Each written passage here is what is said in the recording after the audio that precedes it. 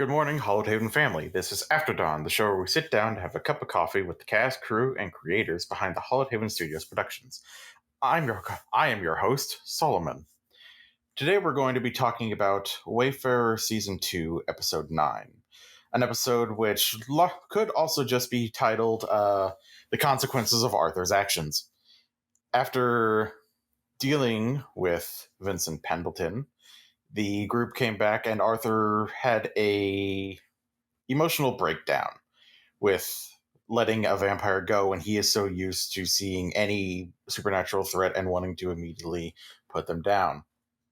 As the group has been very eager to work to avoid violence so far with the supernatural entities they've come across this season, Arthur doesn't really know how to handle that. And so he left and began to destroy what was left of his semblances of a normal life by bringing Katy Lynn in on what the world has in terms of supernaturals. I thought it was a really fun episode to see Arthur have to deal with everyone calling him out. And it was fun to see how maybe there's the beginning of him trying to chill out a little bit, especially given the fact that they're going to be sending the speaker home soon. But my opinion is not the only one that matters here. I'm joined by not two, but three people. We're joined by the speaker himself, Overthinker, Katy Lynn, Clara as Katy Lynn, and our storyteller, Bloody Porcelain. Hello, everyone. Hello. Hello. Hello. Fantastic. Happy to have all of you here. I'm going to go ahead and start off the Morning Brew segment with a question to Overthinker. When going over how you wanted to play the speaker, how you wanted to embody Loki, did you go into any research into the god outside of like the Marvel flicks, and did you just really focus too much on these stories, or did you just sort of play him as you thought he would be here? All of the above to an extent. I have, over the course of my nerdy education, learned a fair bit about Norse mythology in general. Like, for example, there are no temples or rituals to celebrate Loki, which is weird in a religion. So I know his stories and some of the legends about him. I also knew that I was bringing something different, and that I would need to be playing him in this moment to accomplish his goal. And getting a whole team of players, especially paranoid Monster Hunter players, to trust and work with a guy who they know is bad news brought a role-playing challenge that I was very happy to take on, honestly.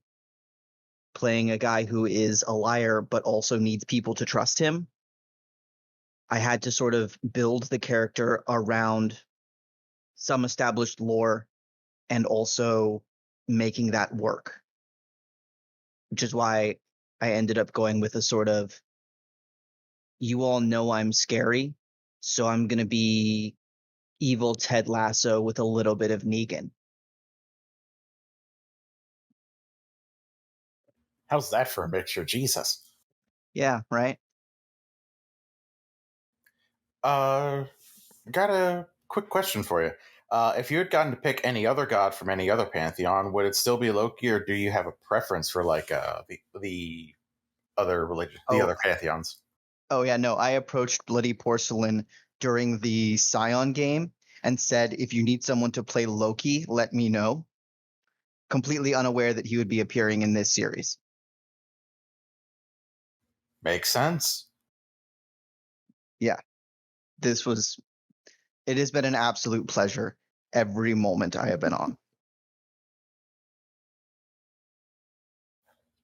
I have a question for all of you now. When you guys talk about how to traumatize the players, who is the main driving partner in the exchange, and why is it BP? It's an interesting supposition, but not necessarily the truth. Really? I provide them with the ingredients and I let them figure out the mixture. Many times has she stepped back and said, "Let them cook," and cook we do. Mm-hmm. My job is to just present opportunities, and I let my SPCs create the chaos for me. Was it so like as far as like percentage of chaos and torture, who do you think between me and Overthinker was the highest? That was you. 100% you. Damn. Overthinker came at it from a much more strategic perspective because his character had like set goals. Like his character was like, okay, I have this thing I have to accomplish. So yes, I can inflict trauma and fuck with them, but I can't do it so much that I don't get what I want at the end of it. Whereas Clara had kind of free reign to tug on whatever fucking heartstrings she wanted because Katy Lynn had no idea what was going on 90% of the time. Katy Lynn had a very small sliver of information, which was mostly that Arthur had a crisis of faith, ran away, and then didn't call her for 2 months. No plan, just fuckery. Yep, pretty much. So there were frequently times where Clara was just like, I had a thought. And it would be like 3 a.m. for me, and I'd be like, oh, this is going to be good.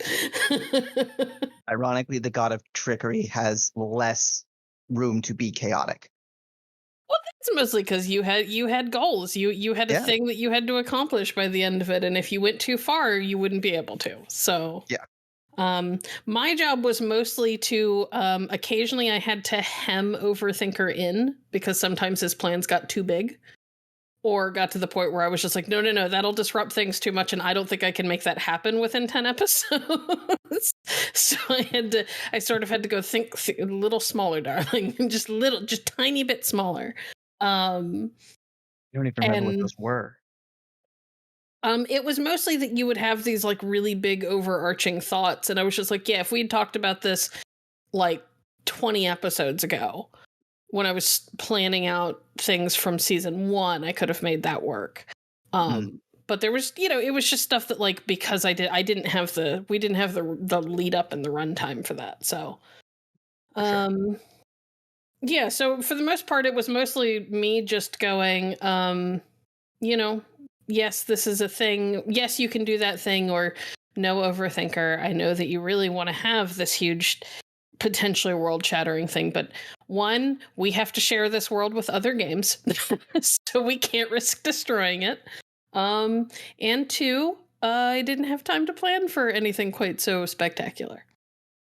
I am looking at there's a chat between me, Overthinker, and BP, and I am looking at it now. Like, we're mean. Yeah. It's a spicy chat. It is. It's so spicy. I'm not mad about it. Mm-hmm. All right, this one's directed at BP. Given how spicy that chat is and all the jokes about the trauma these characters and players face in the campaign, could you give us a little insight on how you keep your players safe while maintaining these levels of drama and the really harsher and more mature themes and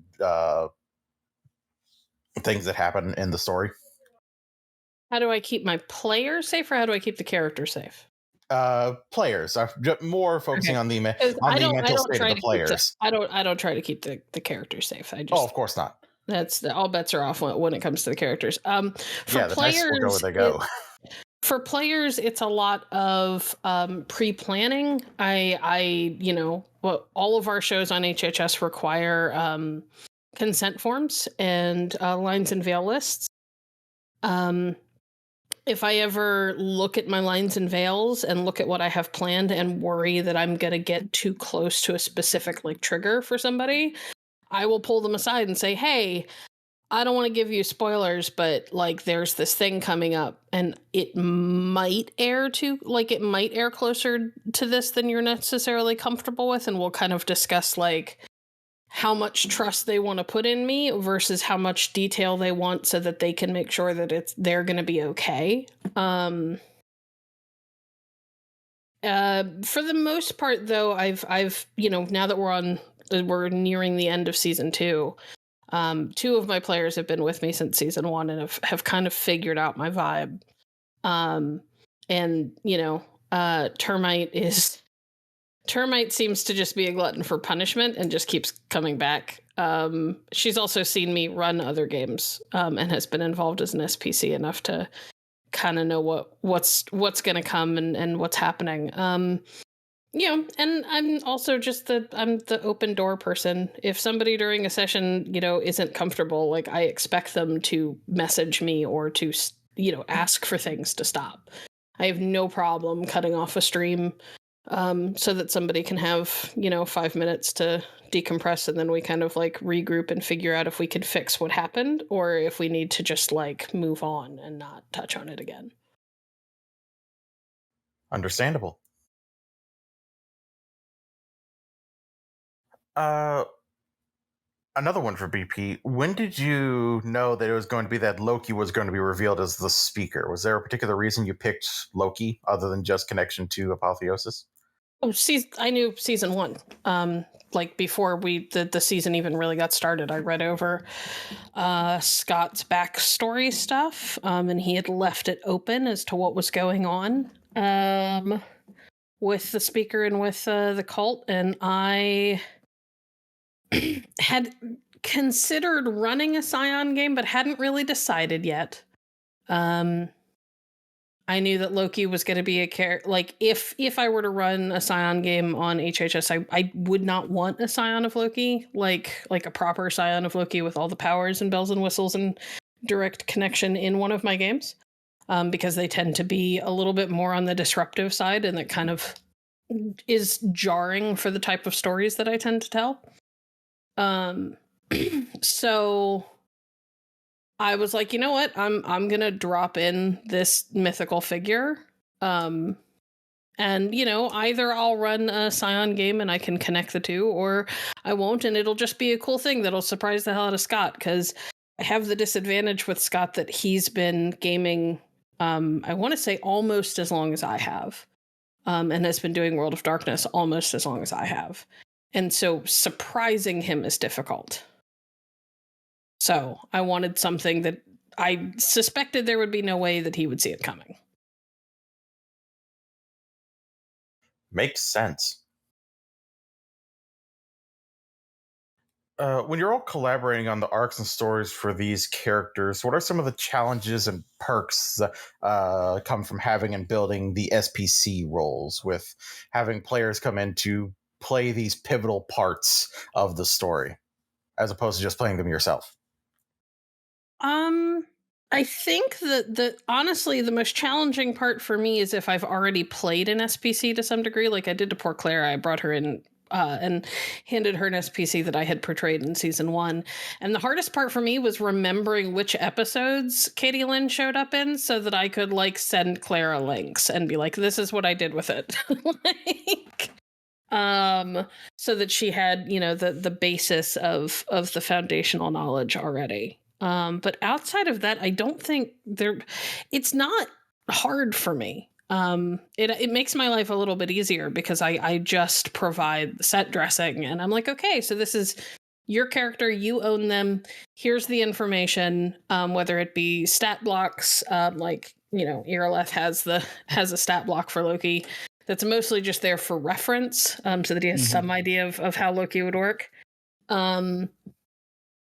At full power, anyway. There are limitations, but it's like, oh yeah, I walk into the room and I see that these two are having a tense moment. I know stuff about that moment. Mm-hmm. I just do. And then I just sort of step back and I watch and I wait to see what happens. I let my SPCs make their own decisions. It is almost too much freedom in a way. Like, it gave me anxiety.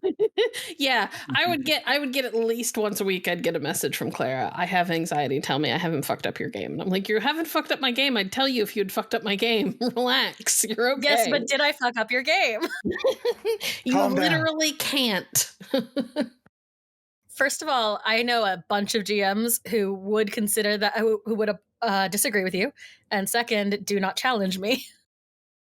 Listen, I set up my games so that one, my SPCs never have enough power to really be able to fuck anything up that I can't fix. And two, like my GM style is fucking run with it, go with the vibe, see what happens. I am very much an over prepare and under plan kind of GM. So I think through all of the possibilities, and I'm like, okay, I've got all of this stuff ready just in case something happens, and then 90% of it never gets used because the players go in a very specific line usually. Mm-hmm. Can I ask a question? Mm-hmm. By all means. What was your thought process for the players jump the speaker and he kills them? My thought process was the fact that he wouldn't have to.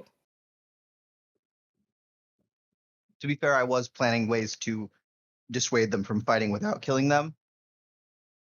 But yeah, I was just curious if you had a plan for that. Yeah. They could have tried and it would have ended poorly for them. Number one, Loki is Loki. Like, yeah, there are limits to how much power you can summon up at a time, but like, you're a god. You like, there are literally just powers built into how Loki works where you can just lock eyes with somebody and they can't do shit to you. And there's really only one member of the cell who packs enough of a punch where he could maybe fuck you up, and that's Arthur. Addendum to that question: Katy with a garden hoe. Well, you know, Loki. that's like the faux hammer. That's like the ultimate in god killing There we weapon. go. So It's like the history eraser button. We don't go to that. Yeah.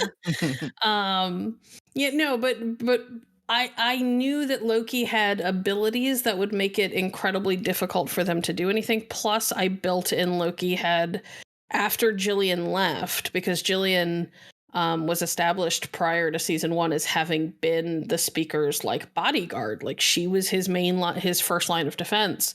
And with her gone, I decided that he had beefed up his defense. Because she just fucking disappeared and nobody knew his weaknesses the way she did. So I dropped a literal motorcycle club full of like former military guys from various militaries throughout the world, some of the most dangerous. And if not military, then like mercenaries. And I was just like, yeah, let's see how they deal with like properly fully trained soldiers. And they deal with them by taking them to bed. As it turns out. That's how the Spartans did it. Yeah. Yeah. So I got another quick question for our SPCs. How do you feel about being an SPC in comparison to being a player character in a story like this? There's almost more, like, I kind of, like I said, I'm so scared of fucking up BB's game. Like, as a player character, you've been with the GM longer, so you get this idea, you kind of know what you can and can't do. Like, part of that is this is my first game with BP. So I had this like worry that I was gonna act outside the bounds, because I've played with I've had run games where I had people play NPCs before, and I've been an NPC who's accidentally gone off the rails, and both times it's happened, like, we've recovered, but it's just one of those things that doesn't feel good. So like, this was a little bit anxiety inducing, but not so bad that like I obviously keep coming back. So Yeah, I'm a little more familiar both with World of Darkness, Hunter, and BP's style of storytelling. And for both of us, there was a lot of pre-talk. There was a lot of, because yeah, you want to come on and you want to be good, especially in these fairly pivotal roles. You want to perform well, and nailing down what that would look like was really important to me. Being like, can I do this? Can I do this? Is this going to happen? Is this going to happen? As much planning as I could to bring a character who would fit the tone, fit the scene, be dynamic and scary, and have control, and also get the players to engage. It was challenging, and like I say, I freaking loved it. Makes sense. Got one. Yeah. No, so go ahead. Oh yeah, sorry. You go ahead. I realized at the end that the question was, how do you like this versus playing a player character? Almost a little more. Ooh. Because it is so dynamic. It is so clean and clear cut of like, this is what you're here to do. Do this perfectly, and everything else falls in. Yeah, this does sort of straddle the line between GMing and playing for me. So it's like I have a set of rules that I get to move around in, and then everything else is like, and like in the end, what I do kind of doesn't matter. Unlike Overthinker, who like has a goal, but I think it does. I think get to that. I get the fun little plot planning where I get to try to uplift my players, but in a much more direct way than as a GM. I would not say that it doesn't matter. It definitely matters. Sorry, and it definitely matters. It matters. It matters. It definitely matters, but like I don't know how to describe it. It's like because it's that like not here for a long time, just a good time. Like you're not here to be world shaking, but you are here to be like to potentially shake one character's world up, which I dig. Same. All right, one final question for all of you. Was there ever a time that you wanted to just reach through the screen and strangle someone, and why was it Arthur? Yeah. And it usually is Arthur. But not because I like, okay, so here's the thing. I love Scott. I love Scott so much. And I love Arthur as a character. I hate Arthur as a person. He frustrates me to no end. He lives on the extremes to such a degree that I'm like, bruh, come on. Like, you don't have to be like, nobody has to be this pressed. You just don't. Like, I don't like, even as stressful as your life is, this is unnecessary. But I also kind of love that because it allows me to it takes very little for me to rock Arthur's world, where I'm just like, okay, you can live on those extremes. That's fine, but let's see how you deal with a ripple in the pond. And the answer is usually not well, as it turns out. What a shock. Jack's total lack of surprise. Yeah, that said, I think there have been moments with others, but for entirely different reasons. It's usually like I have wanted to shake Rosanna because she is so hung up on Arthur, or was until very recently so hung up on Arthur, and I was just like, he does not deserve you, baby girl. There are better options out there. I feel the need to defend my imaginary husband. Listen, Arthur has extreme paranoia. To the point that I gave him 2 months of downtime to play with, and he made it very clear that he did not talk to or even try to befriend anybody while he was actively doing things that could potentially like screw up his touchstones. And I was just like, I don't know what to do with you because I've given you all of this time so that you can build this in so that Arthur doesn't become unplayable. And you are actively running away from every opportunity I provide for you to like ensure that that doesn't happen. I'm hoping he'll get better now. I'm actually gonna side with Clara a little bit here, because while he can be very frustrating to watch, especially as somebody who is myself a little bit awkward and frequently misreads things, watching him do that is just like, oh, buddy, oh man, how do you not see what's happening right now? Mostly with Rosanna's stuff. I also think he's incredibly realistic. I think he makes for a great character. Like, oh no, I think he's a fantastic character. I just, as a person, find him incredibly frustrating. And I've told Scott this. This is not like news to Scott. Scott knows how much I dislike Arthur as a person. Mm-hmm. yeah, Yeah, it makes sense. there's this. So it's this. There has never, the only times that I have been like, Arthur, I'm gonna slap you, has been when Arthur is like kind of leaning into that toxic masculinity thing where he's like, I've got no feelings and I don't want to talk about them. And you're like, okay, bud, how's that going for you? Right. This will end well for you. Which is actually kind of why it's fun to play Katy Lynn and have this like, hey buddy, get your fucking shit together. Yeah. With Rosanna, the I want to shake her moments are definitely when she's like all hung up on Arthur and I'm like, baby, come on. With Piper, it's most I don't really want to shake Piper. Piper has Piper for me has very realistic reactions to a lot of the things that I do to her. And that may be telling about me. I may just be very close to who Piper is as a person. And with Isabel, I just wanted to hug her because she got slapped so hard by that curse. That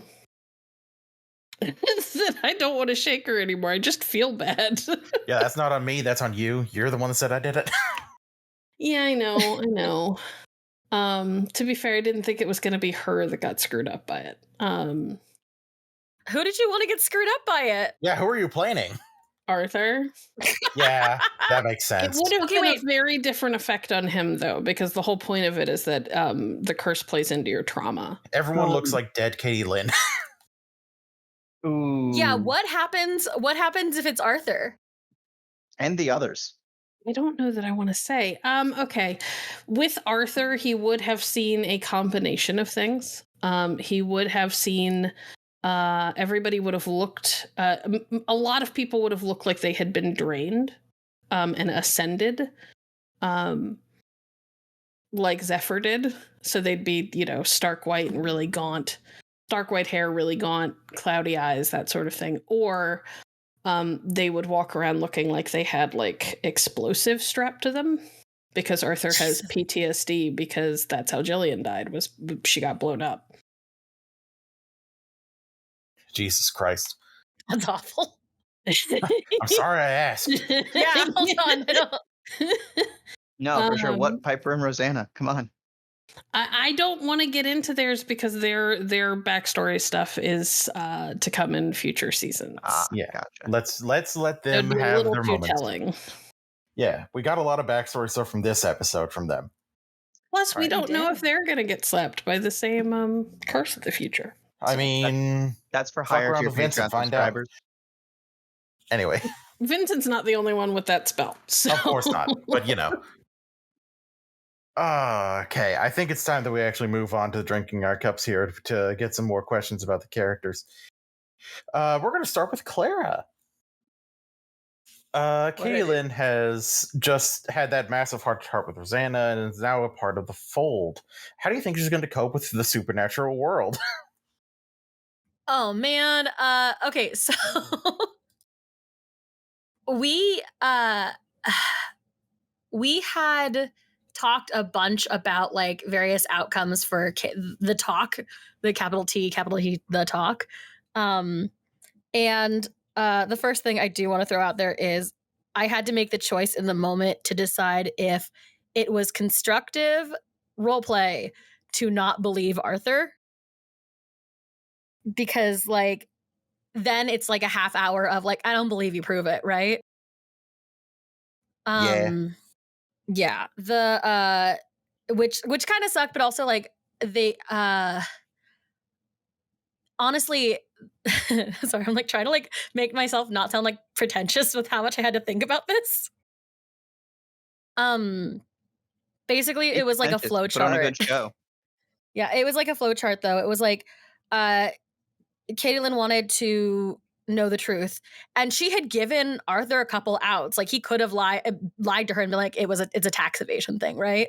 And the fact that he chose vampires and monsters was like, you can't be lying because this is really weird. And the second punch was having Liam come in as Loki and just be like, hey, actually it is all a lie, and I'm a god, and here you go, here's your house cleaned. And like, it's this, and he's so glib about it. And I think I told BP this, and I've told Scott this. That's what Katy Lynn is upset about, more so than Arthur, because Arthur's gonna Arthur. He's a dumbass.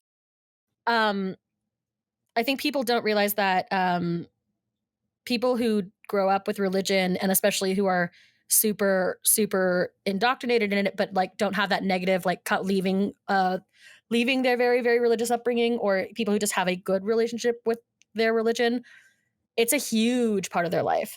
And Katy was in the cult before she met Arthur. So while she is upset that her dumbass husband lied to her for a long time, disappeared, and is now living this dangerous life, the other most important thing in her life has pulled the rug out from under her in a lot of ways.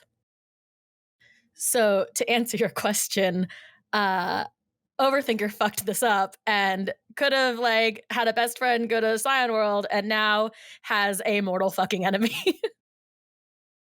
Yikes. Yeah. We've gone full like thou shalt have no other gods before me situation for Katy. That's where she's coming down from.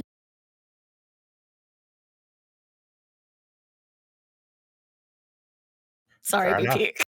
No, it's okay. What I love about that line is that was one of the clues that Rosanna's sister gave her to take back to the cell. It was that was the clue that she passed on to Rosanna for Arthur regarding the speaker. She was trying to tip him off to the fact that the speaker was a god. Yeah, and it was very fun kind of arguing with Ophelia about it, because I feel like Ophelia is like, yeah, but like there are a ton of gods and it shouldn't be a big deal because like everything's kind of woodgy in this world. It was meant to like kind of, at least from Ophelia's perspective, the point wasn't, yeah, there's a ton of gods and you shouldn't freak out about it. It was, since we're here anyway, like let me give you some like scope. You know, let me show you just how very small this thing that you're dealing with is in the grand scheme. There are other gods, you know. We don't know if there is a quote unquote the god. Maybe there is, but I can tell you that these other gods exist. And I think that's what bounced off of Katy, because she has this like, yeah, I didn't say other gods didn't exist. I said that the person I was following lied to me about being the capital god. So she like, that's why she kind of gropes at this like, can we kill him? What happens if we do? Because she's smarter than Arthur. So she's not going to just run in with the garden hoe. She did consider it. That was the other thing, was that as mad as she was, somebody had to like present the possibility that like we don't know what happens if a god that's not supposed to be here dies here. Yeah, it is my headcanon though that was a convert that she keeps coming back to it like the rest of the night with Arthur. She's not going to like do anything about it, but she does keep kind of returning to this concept like, well, what do we do about the others?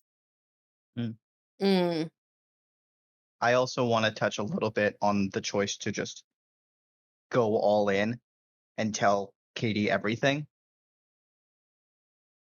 On the one hand, in the moment, I wasn't sure if I wanted to do that, but I didn't see how I could lie and keep Arthur on my side, because it'll be a lot worse for him if he stays on my side until I leave, which is what I want, because fuck that guy.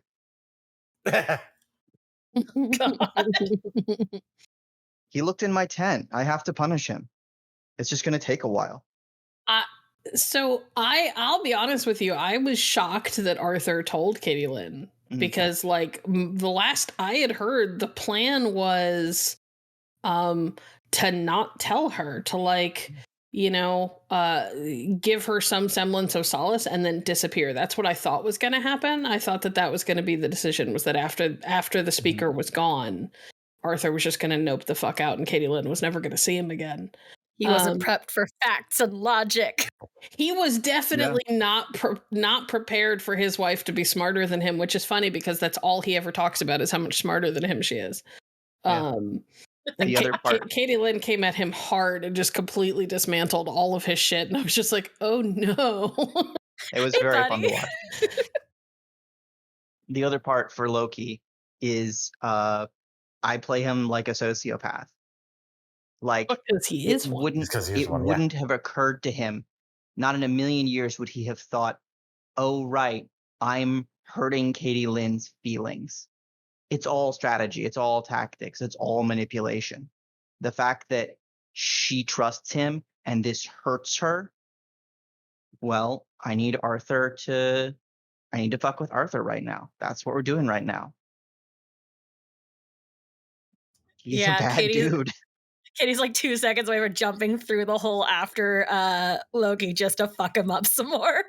It's that like hell hath no fury like a woman scorned, but the person who scorned her was a whole ass god. Yeah, you do that. Let's see how that goes for you. Man, let's see how you survive in Scion world where Loki has the full breadth of his power. Yeah, you're not even a Scion, you're just a person. Listen, Katy Lynn is a very faithful human and has not figured everything out. She's not impervious to dumbassery. I also think that would work out okay because she could take a couple good shots at Loki and then he'd be like, oh my God, it's you. You want to help me with an evil plan? Listen, you know how you've always wanted a family? We can make that happen here. And your kids will be impervious to things that would just snuff them out like a candle in that other world. She fully wants to make little hunters at this point. Oh no. Christ. Think about it. Listen, if you commit to this plan, then you're committing to coming back for like a full show. Like, I'm just saying, that's what you have to remember. There's regardless of what happens with Katy Lynn, there is a future where it's like the family that slays together. Like she's full Partridge Family, but it's with murder. Oh my God, that's so funny. I guess that makes it the Manson Furiosa. family. Yeah. Furiosa Katy Lynn is a thing that came up as a joke. And the more I think about it, the more I'm like, yes. Yeah. Yes. I didn't expect her to get as angry as she got.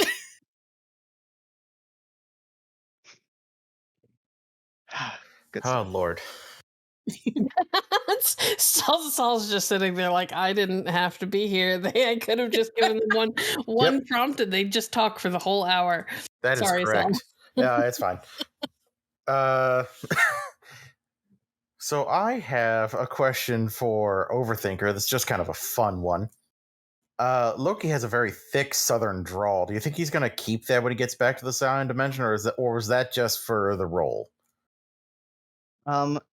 I definitely brought it on for the role. I wanted to be distinct, and there's something about Southern charm. There's just something inherent to the accent that speaks to a level of charm.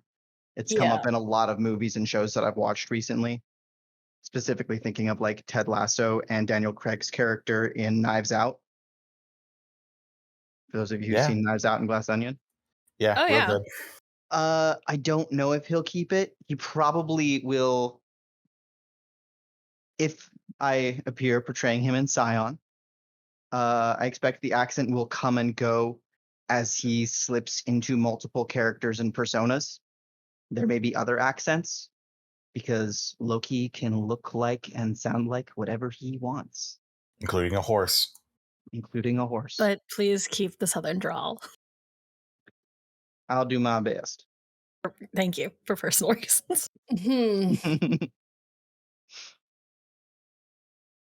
Do what pleases the audience.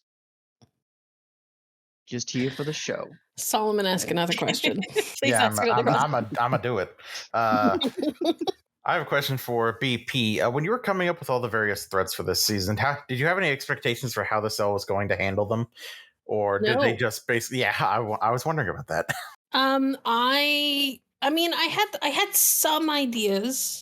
I did know that Arthur was dealing with a much more level-headed cell, with the introduction of Isabella and Piper.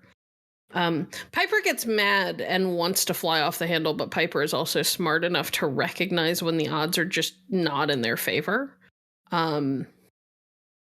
Isabella, on the other hand, is much more big picture than Arthur is. And Rosanna has always been a little bit more big picture than Arthur is. So I had the feeling that there were going to be times where they were going to avoid a fight if they could. But like I said, I'm an over prepare and under plan. So I had combat planned for like every episode just in case. Except for this past episode. Unless you count Loki just being ready to show them how very insignificant they are. If they had tried to get uppity.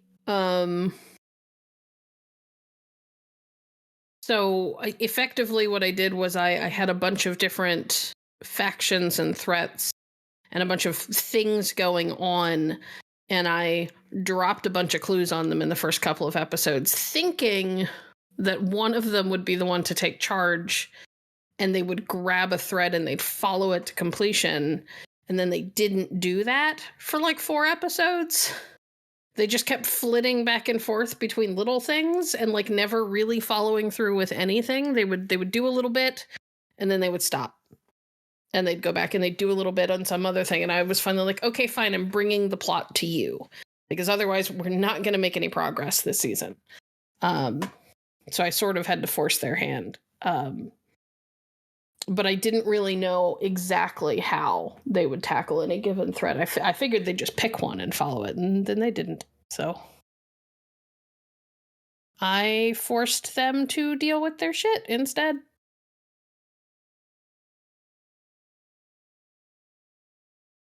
Fair enough. And I have one more question for BP. What's it been like running a game with such a packed cast throughout the entirety of the season? With SBCs alone, we've had Cricket, the Speaker, Briggs, Jesse, Katy Lynn, and then we've also had just the main characters. It's been kind of a full house. I mean, it's fine. Like, I have fun having SPCs and having people that I can just hand characters to and be like, here, enjoy. This was actually less demanding than Apotheosis was in terms of like SPCs, because I felt like with Apotheosis I had at least one SPC on almost every episode. So this was easier because there were several episodes where it was just me and the players. And I just had to like keep in mind, okay, I know I'm going to need so and so next week. Let me ping them. But it's fine. It's a lot of just, nudging people in the right direction, giving them vague notes before the game starts on what they should know and what I'm planning to have happen so that they're not like caught off guard as far as my SPCs go. I don't find it that difficult. I trust my SPCs. If I didn't trust them, they wouldn't be SPCs on my show. Aww. Aww. You trust Loki. That's a bad decision. Anyway. But did I fuck up your game? No. I trust Overthinker. I do not trust Loki. That's fair. As well you shouldn't. Mm-hmm. Although, what Loki doesn't know is that I am the god with a capital TG. So there you go. He'd lose anyway. Ha! All right. So I think we were going to go ahead and move on to spilling the tea.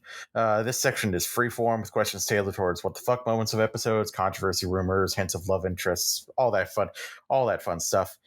In this section, I invite the guests to ask each other any pressing hard questions they might have, or to ask me any questions they might have from my point of view. But I'm going to start it off with asking for a little bit of insight into the conversations in the SPC chat, which I've been told is spicy. Just the in general? SPC chat or the DMs? The question was for the SBC chat, but I'll open up for also questions about the DMs if you're willing to share. I mean, the DMs have by far and away been more spicy than the SPC chat. The SPC chat's been fun. But a lot of the SPC chat is people like checking in and asking if they can do something. Me going, hey, do you still have that character sheet we made last year? That sort of thing. The DMs are a completely different matter. Like I said, there's a 3-person DM with me, Clara, and Overthinker, and it's just a lot.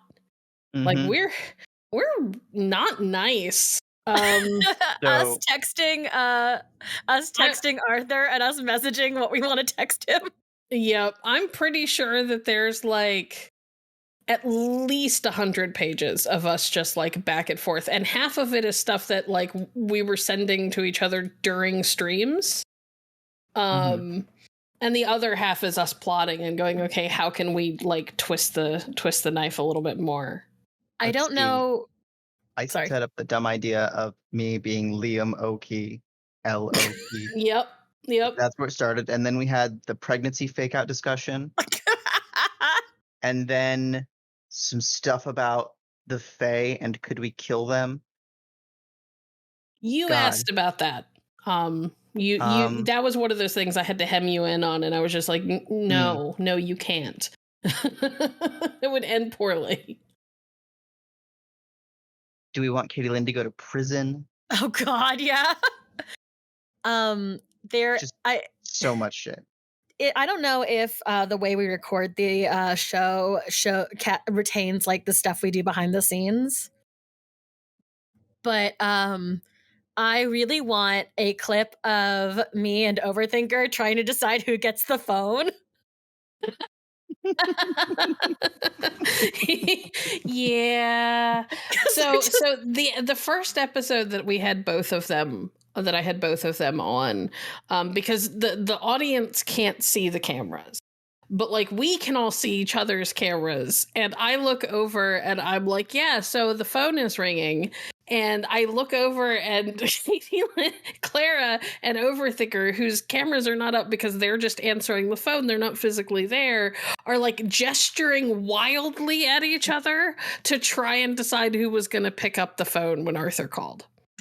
And it is one of the genuinely one of the funniest things I've ever seen. Like I had to mute my microphone to keep from just cackling over the stream at something that nobody else would be able to see. I'm like nose gozing. Perfect. My favorite is that because I would run a session and I would be like, oh yeah, now I have notes that I have to provide for Overthinker, primarily for Overthinker, because I would like reference something about Loki, or I had like built in a bit of knowledge and tidbit that I hadn't really told him about, and I remembered that I hadn't told him about in the middle of the session. And I would ping them and I'd be like, oh yeah, by the way, XYZ. And he would come back with like notes to like further build out on those things. And I was just like, this is so good. So, and it's always like, how do we make this more complicated? Like, how does this factoid fit into the bigger world as far as Loki is concerned? How can I use this to hurt Arthur more? Yeah, there's a lot of that in here. There's a lot of that. We keep making jokes about something that I'm actually pretty sure is gonna happen, so I don't want to bring it up. Yeah, don't. I know what you're thinking about, and don't do it. For sure. I won't. Lips are sealed. We can talk about it like next season once it's happened. Yes, I'm so excited. Just be like, yep. Oops, all trauma. Oops, all trauma. I have a question for Overthinker.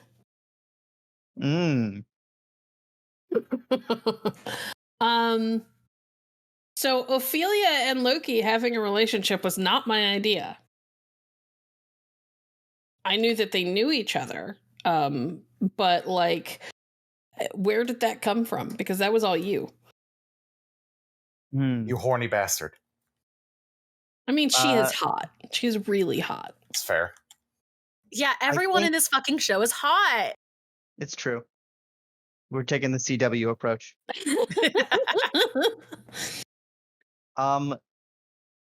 Well, first of all, initially it wasn't supposed to be Ophelia. No, it wasn't.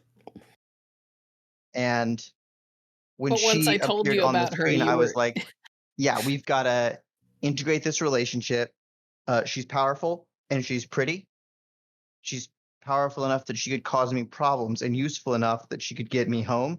Well, I have to make this person like me. And in a sort of transactional way, that was a way to do that. Someone he can actually like talk to about the universe and also great sex. Yeah, why not? That's fair. That's very fair. I mean, I think it was when like I don't remember if this happened on stream or if this happened like after one of the like the recording where Ophelia first showed up. But the question came up of why are you two lovers and shit. I was just like Ophelia's only answer would be like, have you ever fucked a god? Like Oh, let me tell you what, it's a whole different like tier, man. Have you ever fucked a horse? Because let me tell you. Christ. This has come up Every because time. like Scott keeps asking like, so did Katy and Loki fuck? And my answer is, I won't. I mean, that's up to you two. I don't make those decisions. Right here, right now. Overthinker, did they fuck? I don't know. God damn it.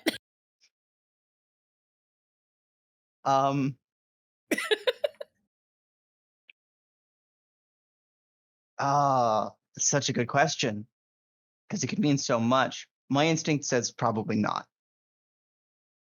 I think they got close and then didn't. I like that. I like that answer. I do think, Loki would enjoy there's less more. risk of scions this way.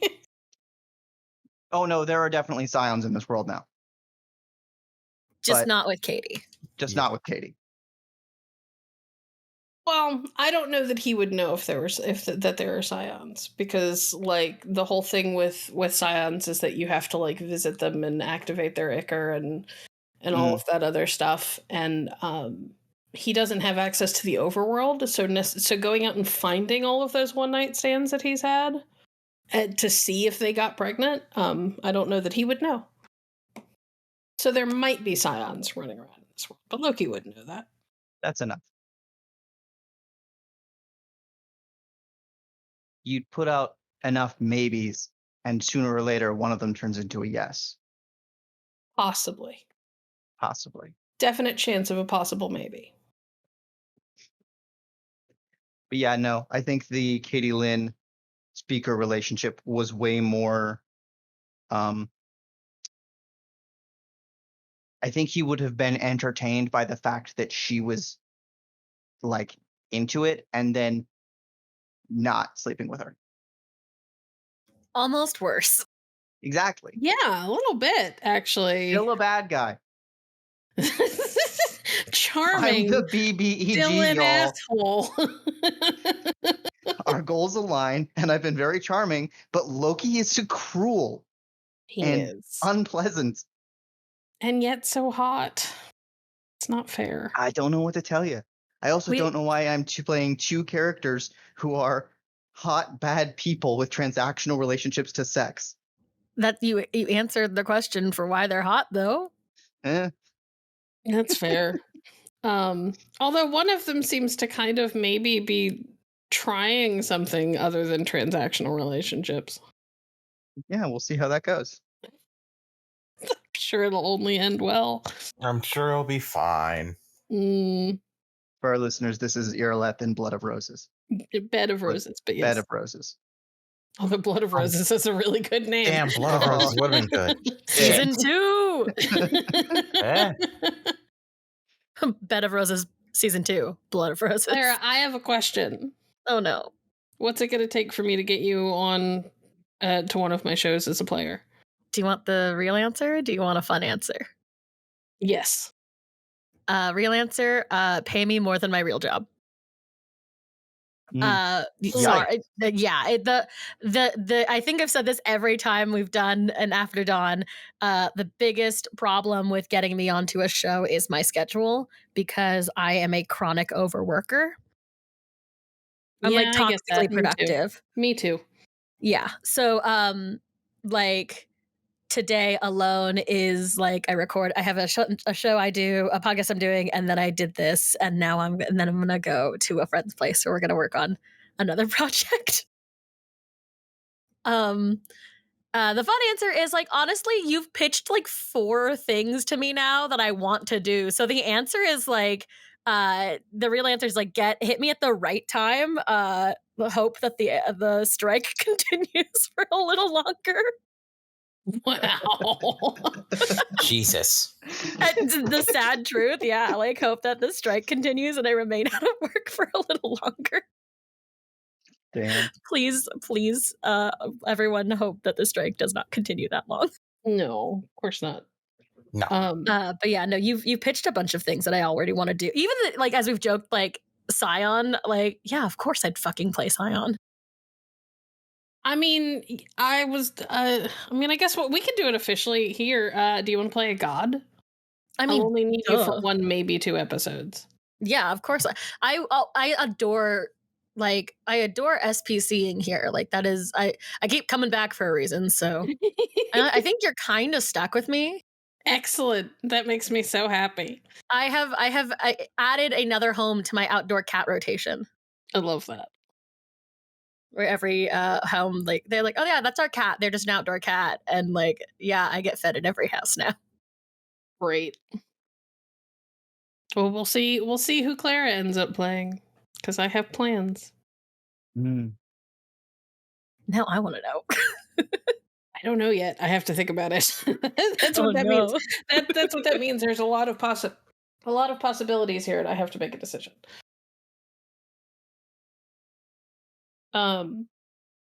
Solomon. Yes, Porcelain. Favorite moment from the season? Favorite moment from this season?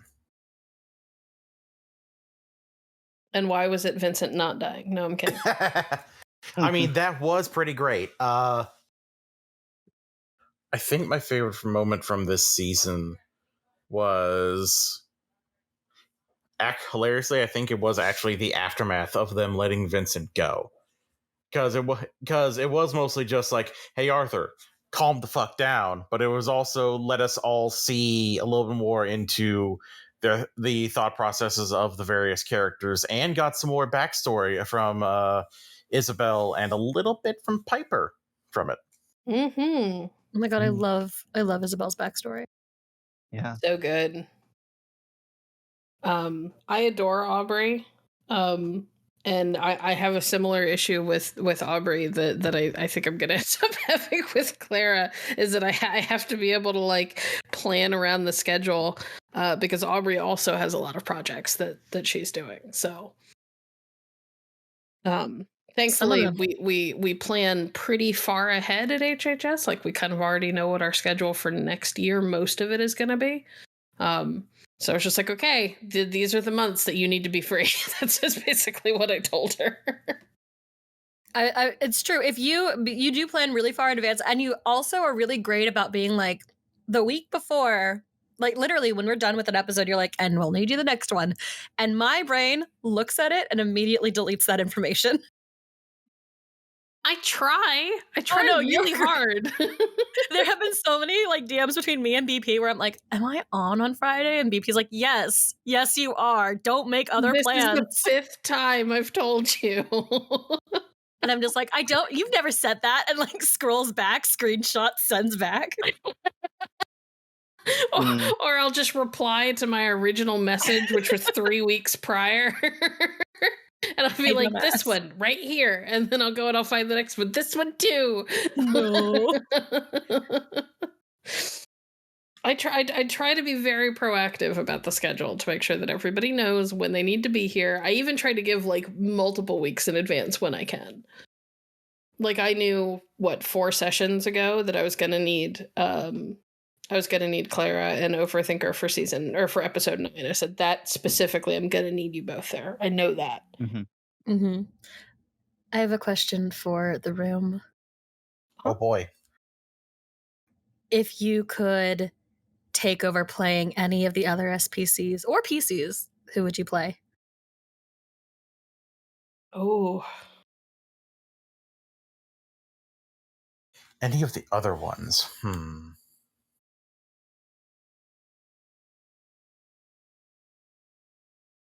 I just want to try Rosanna's accent. Mm.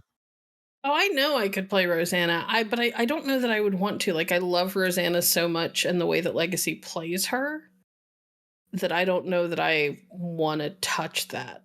I would love to play Jesse.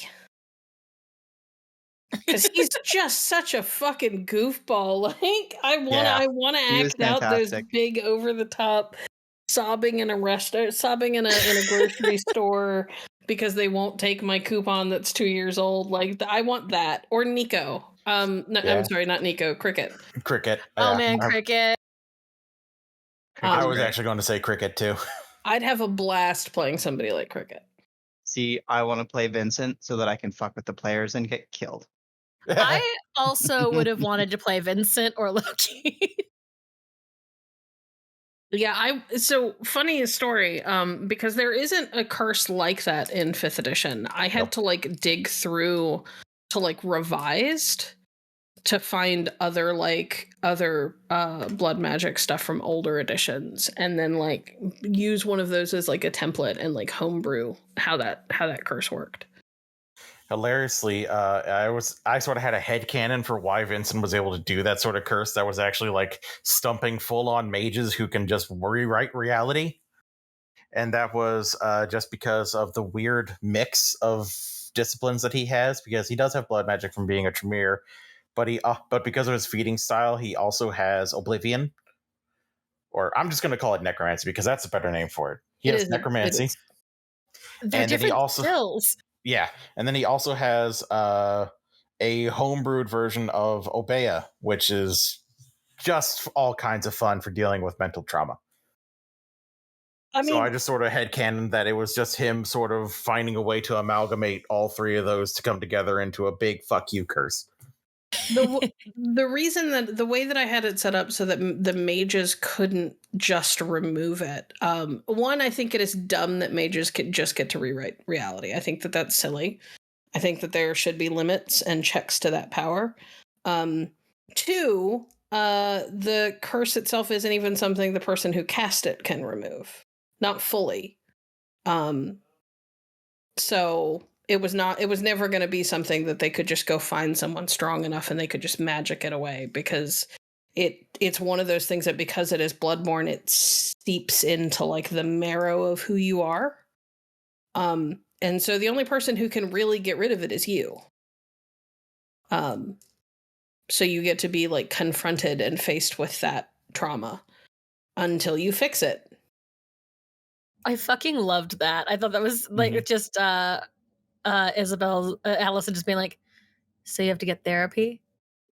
What do you mean I can't magic it away? Go to therapy. Are you telling me it took a vampire casting a curse on you to get you to do the one thing I've been telling you to do for years? Pretty much. Yeah, that was perfect. That was so good. I love Allison, and honestly, if I wasn't already portraying her, Allison would have been my my top answer for who I would want to play, because she's so much fun. She's like this weird voice of like mom voice of reason, who is like tolerant of the fact that Isabel has surrounded herself with people that Allison is pretty sure are bad influence. But recognizes that Allison Isabel kind of has to deal with that shit on her own. So she's just like, look, if I try to like hem her in and, you know, convince her to stop, then she might rebel. So my job is to be supportive and do what I can to help her so that she doesn't get in so over her head that she's fucked. But also, I'm still a mom, so I'm going to call them her weird unemployed friends. I'm going to remind her how not normal this is. I want every SBC to come in with a version of Weird Unemployed Friends. I was just thinking that's the official team name now. Yep, The Weird Unemployed Friends. absolutely. Yeah. Yeah. It's like My like random throwaway line is stuck so well because everybody, like I said it the first time, and like 5 people were like, "That's the best line I've ever heard," and I was It's just so like, "Well, good. now it's staying. Like now this is just a thing that every time Allison is on, she's going to reference the Weird Unemployed Friends. Because they're Mhm. Weird Unemployed Friends. They are. Yeah. Like, Um, I was thinking, I've thought this a couple of times, especially in relation to the whole Vincent thing. They're not really hunters. Like, They're not. the thrust of hunters is finding monsters and destroying them. And they don't. so here's the thing. I take issue with that. I think that the thrust of hunters is protecting humanity to the best of your ability. And sometimes destroying the monsters is actually the worst way to do that. As evidenced by the hole in space Loki would create if they killed him. Hey. Or bringing the Linnaeus Society down on a cult full of innocent people. I also love how Had- Vincent had to spell that out. It's like, yeah, if you kill me, there might be consequences, so don't. Right. Please? Yeah. Like, I do I think that there is a yes, we should destroy the supernatural inherent in being a hunter? Yes. But do I think that that is like the crux of what a hunter does? No. Hunters destroy the supernatural so that they can protect humanity. But what happens if you are confronted with a situation where destroying a supernatural actually brings more danger to humanity? I played the advocate for this in the last Hunter game that I was a part of. I was the one who was always talking to the monsters, fully convinced a werewolf to just not fight, just like leave town. Yeah, that's what I was doing in a Hunter game that Legacy and I were in that kind of just unfortunately petered out and died immediately.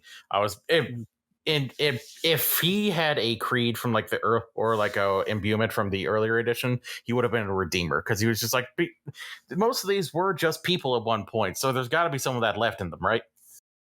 Right. Mhm. You know, and sometimes like working with them is easier than trying to kill them. I love that. I still think Katy Lynn, if she gets to go down the hunter route, is fully like, nope, murder them all. Oh, Oh goody. no, it's another Arthur. Yeah. It's going to be yeah. another Arthur. Oh, God. Holy shit, maybe they got married for a reason. If you guys turn the cult into like a scorched earth hunter org, I will be gleeful. It has already come up. Oh, God. Okay. Look what you've done. BP, look at what you've done. I have not done anything. Don't give her the credit. This was me. Oh no. This was actually it was Liam. Yeah. Again, if he hadn't been so fucking chill about it, she wouldn't be so mad. So, I mean, so there are a number of things. Like, yes, it's come up, but like, y'all need to think really long and hard about the potential fallout of exposing all of those people. Yep. Oh no, we've made a plan. Another thing is because that not all of those people are not all of those people are going to be accepting. 2, not all of those people can like mentally handle that revelation. Like, there's every chance that you tell a bunch of incredibly faithful people that monsters are real and that their god is fake, and they just murder you. I'll DM you. Okay, I like, this is one of those decisions that I supported if that's what you guys want to do, but you should really be aware of the potential consequences as players. I'll DM you. It is there was a conversation was had that outlined a pretty interesting plan that may be part of like what happens in the downtime. Scott kind of started messaging me about downtime, and I kind of ignored most of it because I was working on Photoshop stuff. Like, I'll have to go back and look. But yeah, I'll just the headcanon is again there. Katy Lynn and Arthur's pillow talk got weird. Okay. I love it. Did you need a villain for season 3? I already have a villain for season 3. I have many villains for season 3. I don't need any more. Too bad. Arthur has had his backstory, personal thing. We're moving on to other PCs now. Okay. Actually, I do have a question for BP. Yeah. And this is very silly. Would you ever do a crossover with another show's like World of Darkness game? Absolutely. 100%. I mean, that's what Vincent was a crossover from one of our old shows.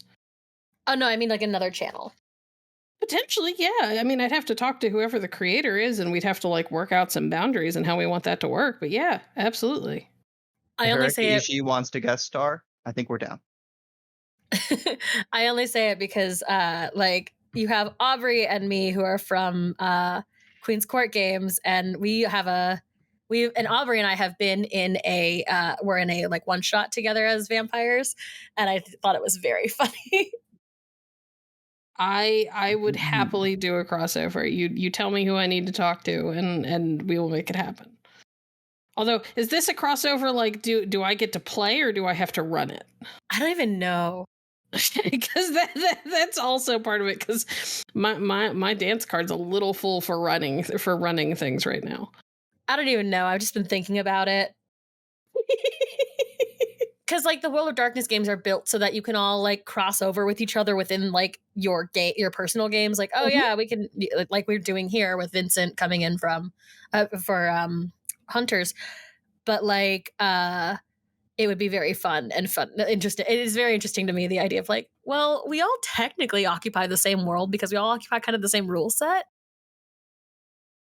Kinda. I mean, HHS we've decided that all of our World of Darkness games, unless explicitly stated otherwise, all happen in the same world. And I like that. I'm a big old nerd. I don't know how feasible it is to necessarily fold in a bunch of other studios, but like on a case by case basis, absolutely, I would be down.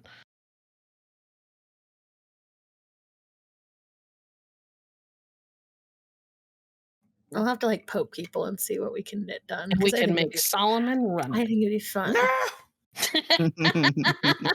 Sorry, Saul's become like the backup storyteller. Whenever something happens, Saul takes over that time slot. So it's very true. I'm very tired. It's because I'm overbooked and I'm not allowed to run anything else. I've been very explicitly told I am not allowed to. So you can add me to that list. I can tell a story. The urge to volunteer was so strong, and then I remember. Nope, cutting you off. Not allowed. Not allowed. You got enough going on already. How dare you use my own words against me? So, my question for the group. I watch and listen to a decent bit of game content, TTRPG style content. What would you say are some of your strongest influences? You mean as far as TTRPG content goes? In terms of your creative, or TVs or movies or whatever. I don't take in a lot of TTRPG content. I find watching actual plays, unless I am either involved or they're in a very specific format, or it's very hard for me to like keep up with it. Although I have been working on getting through some of the stuff that Queen's Court has done, and they're great. So anybody who's listening should definitely go look them up. But even then, it's still like I have to do it in small doses because I can only like follow for so long. And as far as like influences for my shows, it really just depends on the show. Wayfarer, especially for season 1, was like I took the first couple seasons of Supernatural and slammed that together with like Justified for the general vibe that I wanted, and things like that. Season 2 is much more character drama focused, so it's probably a little bit more Justified than Supernatural. It's a lot less episodic. But yeah, I mean, and I've watched most of the like by night streams that World of Darkness has done. But that's because Jason Carl's amazing. And I'm a total fangirl, and I freak out every time he actually talks to me on Twitter. He is a very nice dude. He is. Very sweet. Yeah, I agree. Like, if Queen's Court, if the All Night Society was not like a 2-hour-long podcast, I would not listen to it. I cannot. There are some long format projects that I simply cannot retain, and I feel terrible that I can't, because a lot of my friends obviously are on TTRPG content, and I just can't.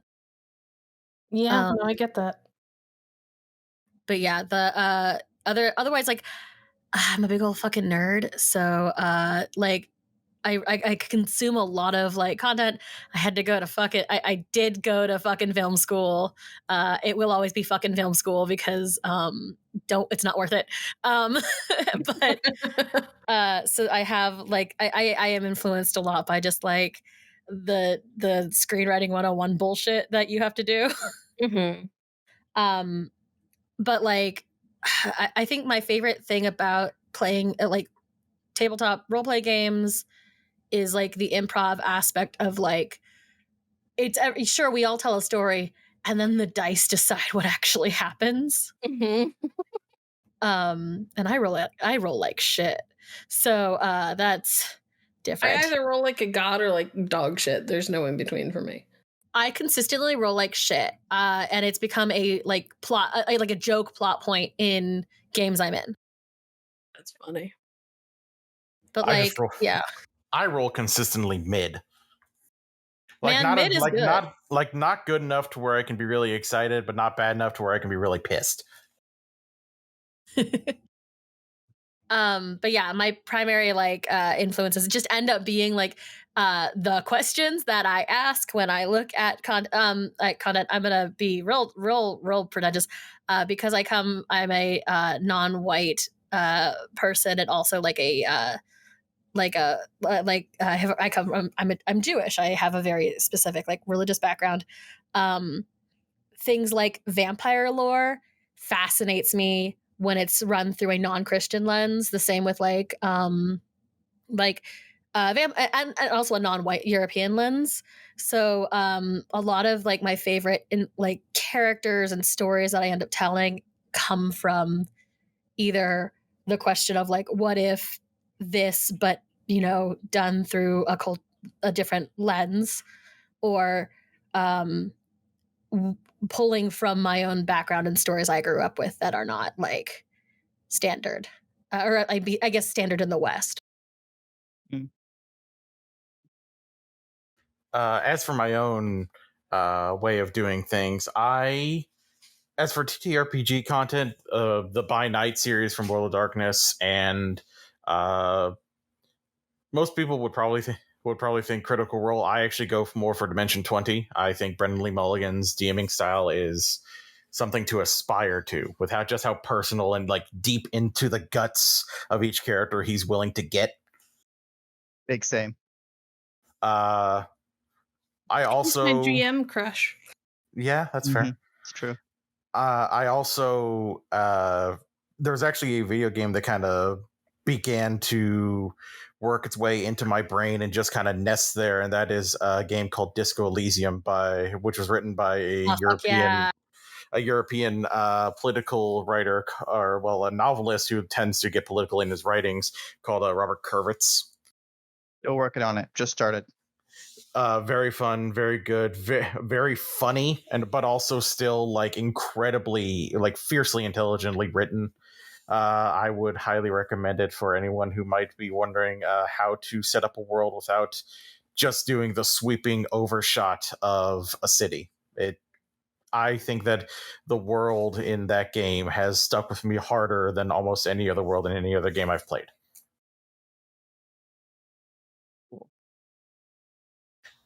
And with that, I think we're going to go ahead and wrap it up there. I would like to thank everyone for listening in. These episodes are dropped Thursdays at noon for the $5 plus tier on the Patreon, and released to the public a month later. So think about subscribing so you can stay up to date with your talk news for Hallowed Haven Studios. I'm your host, Solomon. Goodbye, everyone. Bye. Goodbye. Bye.